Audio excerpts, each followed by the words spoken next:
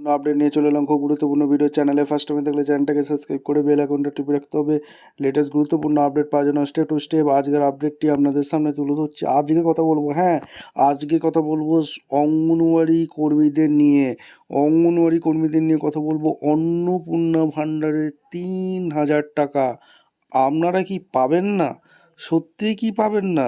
Social মিডিয়ার বিভিন্ন post হচ্ছে যে অঙ্গনওয়াড়ি দিদিরা 3,000 টাকা নাকি পাবে না।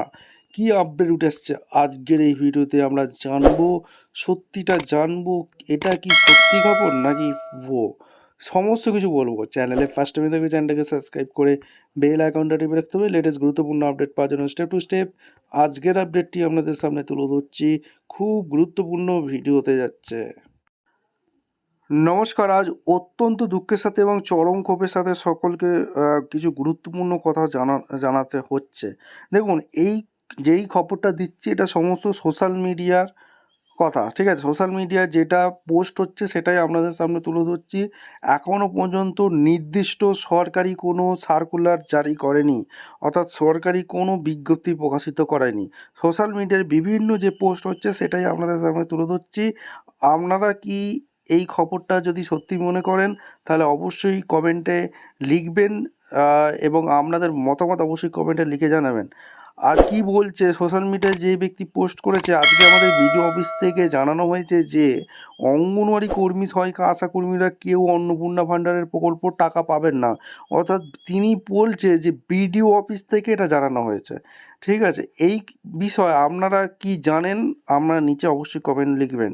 অথচ আশ্চর্যের বিষয় হলো এই প্রকল্পের যাবতীয় কাজ, বিশেষ করে ভেরিফিকেশনের দায়িত্ব কিন্তু অঙ্গনওয়াড়ি দিদির আশা দিদিরাই করছিল। আজকের অফিসার কি নির্দেশ দিয়েছে সেটা পাই টু পাই আপনাদের বলছি। নির্দেশে পঞ্চায়েত থেকে অন্নপূর্ণা ভাণ্ডারের ভেরিফিকেশনের কাজে যেতে হয়েছিল।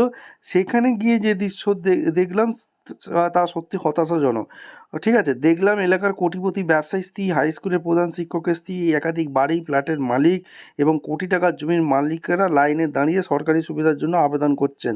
আর অন্যদিকে যারা নিজের যোগ্যতায় পরীক্ষা দিয়ে চাকরি পেয়েছেন এবং সামান্য পারিশ্রমিকে দিনের পর দিন সরকারি সব নির্দেশ পালন করে চলেছেন, সেই আইসিডিএস কর্মীদের এই প্রকল্প থেকে বঞ্চিত করা হচ্ছে। সবচেয়ে দুঃখের বিষয় হলো এই প্রকল্পটা আমাদের দপ্তর থেকেই পরিচালিত হয়, সবাই জানেন।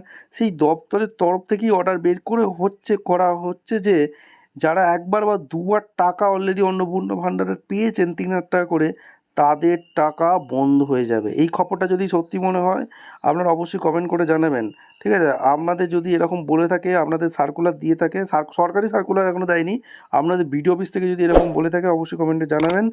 এবং আর যারা এখনও পাননি টাকা, ঠিক আছে, তারা নতুন করে আর পাবেন না। এই বিষয়টা আপনাদের মতামত জানাবেন। এই পরিস্থিতি দেখে কি আমরা ধরে নিতে পারি যে আমাদের যেটা 5,000 টাকা, আমাদের যেটা টাকা বেড়েছিল সেটা আসলেই 2,000 টাকা বৃদ্ধি হলো? আপনাদের মতামত অবশ্যই কমেন্টে জানাবেন। দেখা হচ্ছে কোনো পরবর্তী ভিডিও। ধন্যবাদ।